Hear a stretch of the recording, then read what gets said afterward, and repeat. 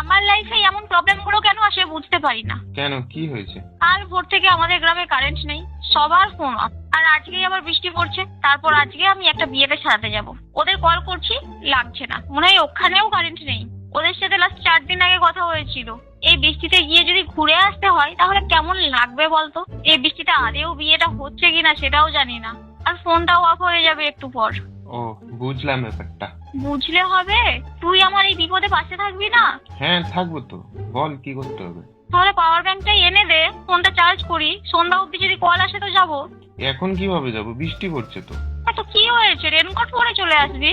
গুড়ি গুড়ি বৃষ্টিতে কিচ্ছু হবে না। আরে আমাদের পাশে হেভি বৃষ্টি হচ্ছে, এই বৃষ্টির মধ্যে বাইক চালিয়ে যাওয়া যায় নাকি? এই বৃষ্টির জলে একটা ছোট পুঁটি মাছ 3-4টে জেলা পেরিয়ে চলে যেতে পারছে, আর তুই 3টে গ্রাম পেরিয়ে একটা পাওয়ার ব্যাংক কিনে দিতে পারবি না? আরে মাছ তো ভেসে চলে যায়, ওর তো কোনো চাপ নেই, কিন্তু আমাকে তো বাইক চালিয়ে যেতে হবে না।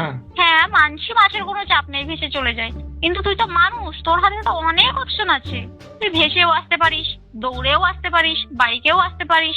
দেখ 7% চার্জ আছে, একটু পরেই শেষ হবে। তার আগেই পাওয়ার ব্যাংকটা যেন আমার বাড়ি চলে আসে। পাশে থাকবি যখন বলেছিস, মাঝরাতে হাগা পেলেও পাশে থাকতে হবে। গন্ধ লাগছে বললে তো আর চলবে না।